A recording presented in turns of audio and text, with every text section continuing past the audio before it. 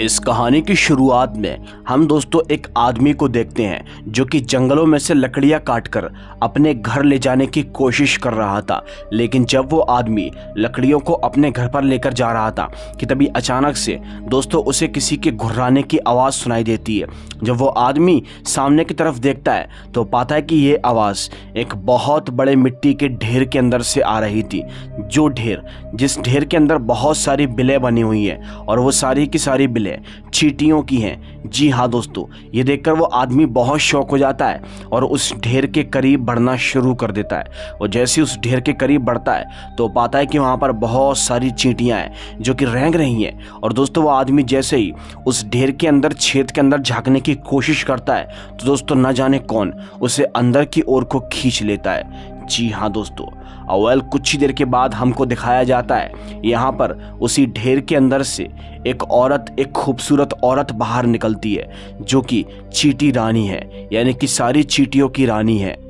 ये रानी दिखने में बहुत सुंदर होती हैं और ये अपना इंसानी रूप भी बदल सकती हैं। अब कुछ ही देर के बाद हम यहाँ पर एक आकाश नाम के व्यक्ति को देखते हैं जो कि दोस्तों यहाँ पर ही आ रहा था, यानी कि इसी ढेर के करीब आ रहा था।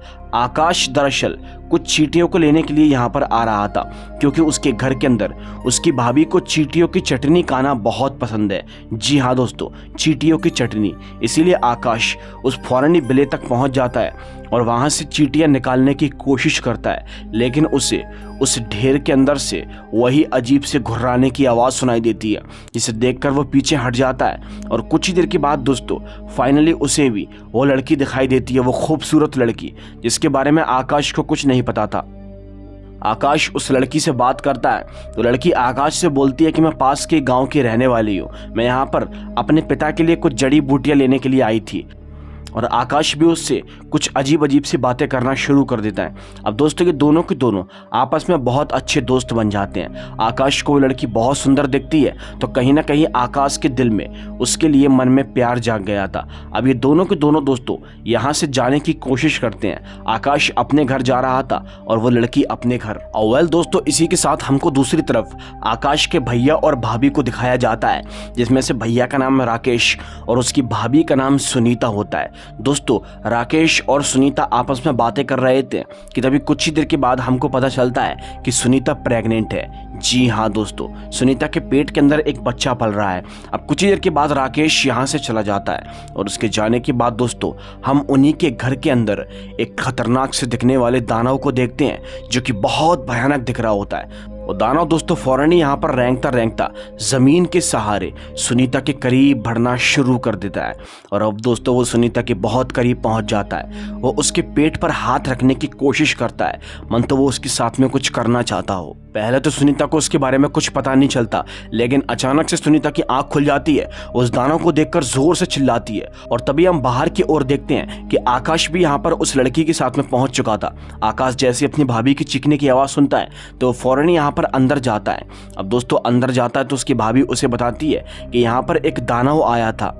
उस दानव का नाम सुनते ही आकाश को बहुत तेज गुस्सा आती है और वो कुल्हाड़ी लेकर उस दानव को मारने के लिए चला जाता है। लेकिन दोस्तों वहाँ पर उसे कोई भी ऐसा दानव दिखाई नहीं देता।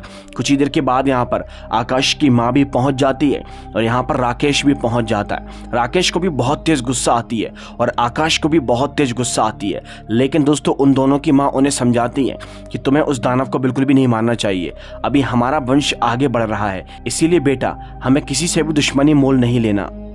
खैर माँ उन लोगों से बोलती है कि मैं अपनी बहू का ध्यान रख लूँगी, तुम दोनों यहाँ से जाओ। इसके बाद वो वहाँ से चले जाते हैं।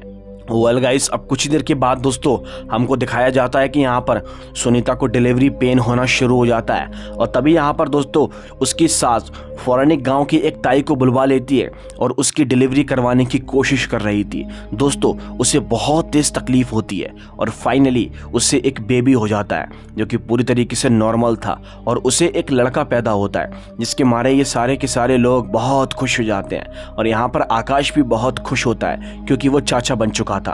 वेल गाइस, अब कुछ ही देर के बाद हमको दिखाया जाता है यहाँ पर सुनीता का बेटा उसके बगल में ही सो रहा था कि कुछ ही देर के बाद यहाँ पर माँ जी आती है और उस छोटे से बच्चे को उठाकर वहाँ से अपने रूम में ले जाने की कोशिश कर रही थी।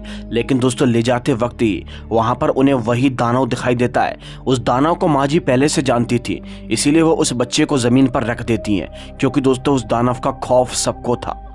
और जैसे ही उस बच्चे को ज़मीन पर रखती हैं तो दानव उस बच्चे को खाने के लिए आता है, लेकिन दोस्तों वो खा नहीं पाता। और दानव उस बच्चे को क्यों नहीं खाता इसके बारे में आपको आगे पता चलेगा। एक बहुत खतरनाक ट्विस्ट है इस कहानी के अंदर। अगले ही सीन में हमको अगले दिन का सीन दिखाया जाता है। हम देखते हैं कि यहाँ पर लड़का पैदा होने की खुशी में इस घर के अंदर खुशियाँ मनाई जा रही हैं, गीत और संगीत गाए जा रहे हैं। जी हाँ दोस्तों, और यहाँ पर गाँव की काफ़ी सारी औरतें आई हैं खुशियाँ मनाने के लिए। अब कुछ ही देर के बाद दोस्तों हम देखते हैं घर के अंदर एक औरत प्रवेश करती है, जिसकी शक्ल देखने पर हमको पता चल जाता है कि औरत कोई और नहीं बल्कि चीटी रानी है, जो कि अपना भेष बदलकर यहाँ पर आ चुकी है।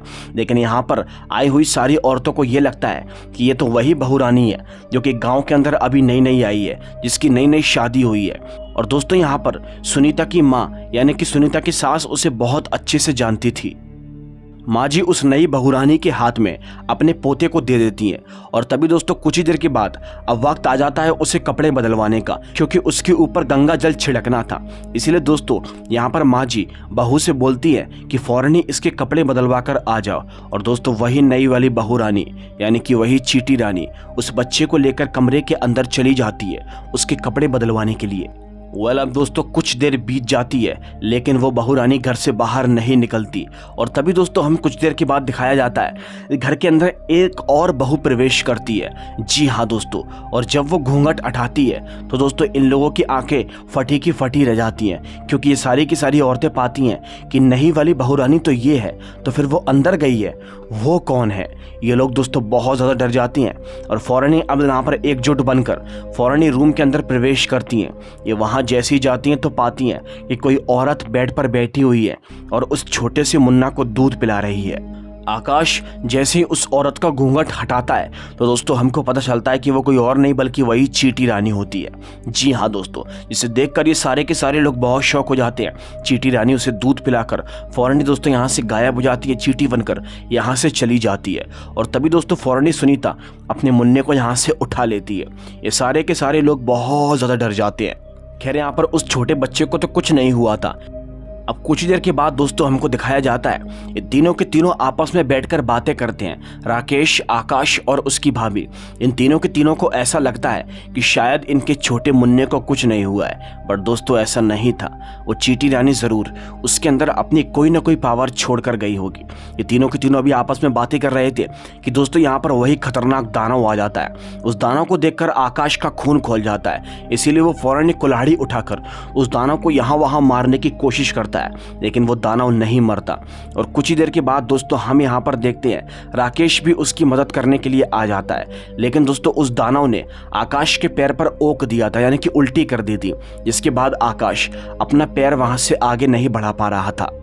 और दूसरी तरफ दोस्तों हम सुनीता को देखते हैं जो कि अपने बच्चे को पकड़ी हुई थी। ये तभी अचानक से उसके बच्चे का चेहरा एक बहुत भयानक चेहरे के अंदर बदल जाता है और दोस्तों उसका बच्चा उसके मुंह से जाकर चिपक जाता है। जी हाँ दोस्तों, यहाँ पर बहुत सारी चींटियाँ आती हैं और दोस्तों वो सुनीता को पूरी तरीके से खा जाती हैं, उसके पूरे गोश्त को खाकर उसका कंकाल बना देती हैं। जी हाँ दोस्तों, उसका पूरा का पूरा कंकाल जमीन पर गिर जाता है। अपनी पत्नी की ऐसी हालात को देखकर राकेश भी बहुत शौक हो जाता है। लेकिन दोस्तों अब यहाँ पर काफ़ी सारी चींटियाँ ज़मीन पर चलकर आती हैं और वो राकेश को भी पूरी तरीके से ज़मीन पर गिरा लेती हैं। वो उसे आगे नहीं बढ़ने देती। राकेश को बहुत तकलीफ होती है और इधर दूसरी तरफ बेचारा आकाश भी फंसा हुआ था। अब कुछ ही देर के बाद आकाश जैसे ही वहाँ से छूटता है और उसकी माँ भी यहाँ तक पहुँच जाती है। ये लोग जैसे ही राकेश के पास पहुँचते हैं तो दोस्तों देखते हैं कि राकेश के पैरों को उन चींटियों ने पूरी तरीके से ख़त्म कर दिया है। उसके पैरों का पूरा गोश्त वो खा चुकी हैं और बस केवल उसके पैरों की हड्डी हड्डी बची हुई है। जी हाँ दोस्तों, यानी कि राकेश और उसकी पत्नी सुनीता दोनों की मृत्यु हो चुकी है और साथ ही साथ वो छोटा बच्चा भी मारा गया जिसको चीटी रानी ने कल दूध पिलाया था।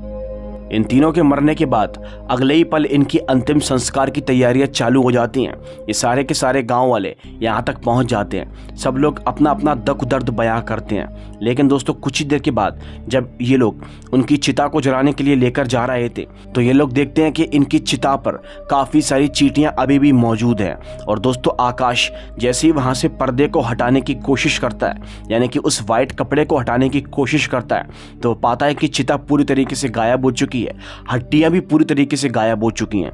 बस वहाँ पर चींटी चींटी उसको दिखाई देती है। अब आकाश को और तेज गुस्सा आती है और वो समझ जाता है कि उन चींटियों ने उसके भैया और भाभी की चिता और हड्डियों को भी गायब कर दिया है। आकाश को यहाँ पर बहुत तेज गुस्सा आती है, लेकिन किसी तरह उसके पिताजी उसे रोकने की कोशिश करते हैं। अभी तक मैंने आपसे एक बहुत बड़े रहस्य को छुपाया है इस कहानी के, जो कि अभी मैं आपको कुछ ही देर में बताने वाला हूँ। अब कुछ ही देर के बाद हम देखते हैं आकाश यहाँ पर घर के अंदर चला जाता है और उसकी माँ भी घर के अंदर होती है। आकाश के लिए उसकी माँ खाना लगा देती है और वो एक प्लेट में और किसी के लिए खाना निकाल रही थी। आकाश इसका जिक्र करता है, पूछता है कि आखिर ये आप किसका खाना निकाल रही हो? तो उसकी माँ उससे बोलती है कि मैं ये अपने लिए निकाल रही हूँ, लेकिन प्लेट के अंदर वो चींटियों की चटनी रख देती है। जी हाँ दोस्तों, इसीलिए आकाश को लगता है कि शायद कुछ तो गड़बड़ है, क्योंकि उसकी माँ चींटियों की चटनी कभी नहीं खाती। बट आकाश की माँ उससे बोलती है कि तुम ज्यादा मत सोचो। वो उसके खाने की प्लेट देकर यहाँ से चली जाती है। और अब दोस्तों हमें इस कहानी के सबसे खतरनाक वाले रहस्य के बारे में पता चलता है। हम देखते हैं कि आकाश की माँ ये खाना किसके लिए लेकर जा रही है? दोस्तों उसी दानव के लिए। जी हाँ दोस्तों, आप लोगों ने बिल्कुल सही सुना। जी हाँ, वो इस दानव को ही खाना खिला रही है। अब आप लोग ये सोच रहे होंगे कि आखिर ये इस दानव को खाना क्यों खिला रही है? वो दोस्तों इसीलिए क्योंकि दानव इसी का ही पति है, यानी कि दोस्तों आकाश के पिता वही दानव हैं। आप लोगों ने बिल्कुल सही सुना। इसीलिए आपको इस कहानी के अंदर आकाश के पिता ज़्यादा दिखाई नहीं दे रहे थे, क्योंकि वो दानव के भेष में है। अब कुछ ही देर के बाद आकाश यहाँ तक आ जाता है और वो देख लेता है कि उसकी माँ उस दानव को खाना खिला रही है। इसीलिए वो गुस्से में आ जाता है, एक कुल्हाड़ी उठाकर उस दानव को मारने की कोशिश करता है। बट उसकी माँ उसे रोकती है और बोलती है कि उन्हें मत मारना, वो तुम्हारे पिताजी हैं। ये देखकर दोस्तों आकाश फौरन ही रुक जाता है और अब हम देखते हैं वो दानव अपने असली रूप के अंदर आ जाता है, जहाँ हमको पता चलता है कि वो आकाश के पिताजी होते हैं। जी हाँ दोस्तों, आकाश यहाँ पर बहुत गुस्से में आ जाता है। वो सोचता है कि क्या आपने मेरे भैया और भाभी को मरवाया है? तो उसके पिताजी उससे बोलते हैं कि बेटा ऐसा कुछ भी नहीं है, मैं अपने बच्चों को कभी भी नहीं मरवाऊंगा। फिर तभी वो उसे पूरी कहानी के बारे में बताते हैं। बेटा बचपन से ही मैं दानव की प्रजाति से बिलोंग करता हूँ। मुझे किसी ने बचपन में बताया था कि उस मिट्टी के ढेर के अंदर कोई चींटियों की रानी रहती है, सारी चींटियों की रानी रहती है। इसीलिए मैं उस मिट्टी के ढेर के पास में कुछ मिठाई लेकर पहुंच गया था, जिससे कि मैं चींटी रानी से मिल सकूं। मैंने चींटी रानी को वहां पर पुकारा तो चींटी रानी वहां पर प्रकट हुई। मैंने उससे बातें भी करी। चींटी रानी मुझे अपने साथ में उसी मिट्टी के ढेर के अंदर लेकर गई थी, क्योंकि मैं इंसान का रूप धारण किया हुआ था। लेकिन जब वो मुझे मिट्टी के ढेर के अंदर लेकर गई थी तब मैं अपने असली रूप के अंदर आ गया था। ये देखकर चींटी रानी बहुत ज़्यादा दुखी हो गई थी। मैंने चींटी रानी से कहा कि मैं तुम्हारा पूरा वंश मिटा दूंगा। चींटी रानी ने अपनी सारी चींटियों को हुक्म दिया कि तुम मुझे खा जाओ। सारी चींटियाँ मिलकर चींटी रानी को खा गई थीं। जाते जाते वो रानी ये श्राप दे गई थी कि हमारी दानव की प्रजाति के कोई भी वंश को वो जीने नहीं देगी, वो सबको तहस नहस करके रख देगी। वो पुरानी चींटी रानी तो मर गई थी और अब नई चींटियों के जरिए एक नई चींटी रानी जन्म ली और हमारे पोते और हमारे बहू और हमारे बेटे को वही चींटी रानी खा गई है। वो अपने पूर्वजों का बदला पूरा करना चाहती है। आकाश ये बात सुनकर बहुत शौक हो जाता है। उसके पिता उसे बताते हैं कि तुम भी एक दानव की प्रजाति से हो। आकाश को यकीन नहीं होता, इसीलिए उसके पिता उसे उसका असली रूप दिखाते हैं, जहां वो देखता है कि वो भी एक दानव की तरह दिखाई देता है। अब उसके पिता उससे बोलते हैं कि तुम्हें जल्दी से जल्द शादी करनी होगी। तुम जब किसी लड़की से शादी कर लोगे जिसके बाद वो प्रेग्नेंट होगी, तो तुम अपनी बहू और अपने बच्चे को ले जाकर उस चींटी रानी को सौंप देना और बोल देना कि हमारी दुश्मनी खत्म। बस इसी से ही तुम इस चींटी रानी से बच सकते हो। अब दोस्तों कुछ ही दिन के बाद हमको दिखाया जाता है कि यहाँ पर आकाश ने उसी लड़की से शादी कर ली है, यानी कि उसी चींटी रानी से शादी कर ली है। ये बात आकाश नहीं जानता कि वही एक चींटी रानी है। और जब दोस्तों उसकी पत्नी उसकी बहू पेट से होती है तो आकाश उसे मंदिर के बहाने से जंगल के अंदर लेकर चला जाता है और वो उसी ढेर के पास ले जाकर उसे चींटी रानी के हवाले करना चाहता था। बट वो बेवकूफ़ ये नहीं जानता था कि वो खुद चींटी रानी से शादी करके बैठ गया है। आकाश अपनी पत्नी को चीटी रानी के हवाले नहीं करता क्योंकि वो उससे बहुत प्यार करता था और वह खुद ढेर के आगे चिल्ला चिल्ला कर बोलता है कि चीटी रानी मुझे खा जाओ और सारी की सारी दुश्मनी खत्म कर दो। लेकिन दोस्तों चीटी रानी उसे नहीं खा रही थी। अब फौरन ही आकाश उसी ढेर के अंदर चला जाता है और तभी दोस्तों वहां पर हम देखते हैं कि वो जो औरत थी यानी कि उसकी पत्नी वो उसे अपना असली रूप दिखा देती है, यानी कि वही चीटी रानी थी। जिसके बाद में यहाँ पर क्या हुआ कहानी कट हो जाती है। अगले ही पल में हमको दिखाया जाता है कि आकाश अपने माता पिता के पास में पहुंच चुका है, लेकिन वो भी अकेला नहीं बल्कि अपने बच्चे को अपने साथ लेकर पहुंच चुका है और बोलता है कि उस चीटी रानी ने मुझे और मेरे बच्चे को छोड़ दिया। उसके दादा दोस्तों अपने पोते को देखकर बहुत खुश हो जाते हैं और वो उसको खिलाने की कोशिश करते हैं, लेकिन कुछ ही देर के बाद वो छोटा सा बच्चा आकाश के पिता के मुंह पर चिपक जाता है और दोस्तों उनके सारे गोश्त को खाकर उनको पूरी तरीके से हड्डी का कंकाल बना देता है। दरअसल ये काम उसका नहीं चींटियों का होता है। और जैसे ही आकाश के पिता की मौत होती है तो वो अपनी माँ से बोलता है कि माँ अब सारी दुश्मनी खत्म हो चुकी है। मैं चीटी रानी के पास गया था, मैंने एक चीटी रानी से शादी कर ली। चीटी रानी ने कहा था कि ये सारी की सारी दुश्मनी तुम्हारे पिता के जरिए आई थी, इसीलिए तुमने अपने पिता को ही खत्म करना होगा, इसके बाद सब कुछ ठीक हो जाएगा। क्योंकि आकाश के पिता ने दानव बन के चीटी रानी के साथ में बहुत गलत किया था। कुछ ही देर के बाद दोस्तों यहाँ पर आकाश की पत्नी यानी कि वो चीटी रानी यहाँ पर आ जाती है। वो पूरी तरीके से इंसान का रूप धारण कर चुकी थी, इसलिए ये लोग फैसला करते हैं कि अभी अपनी आगे की जिंदगी पति पत्नी बनकर जिएंगे। वेल इसी के साथ ये कहानी यहीं पर ही खत्म होती है। अगर आपको ये वीडियो अच्छी लगी हो तो लाइक करके चैनल को सब्सक्राइब कर लेना। मैं आपसे मिलूंगा एक और दिल दहला देने वाली कहानी के साथ। तब तक के लिए बाय एंड सी।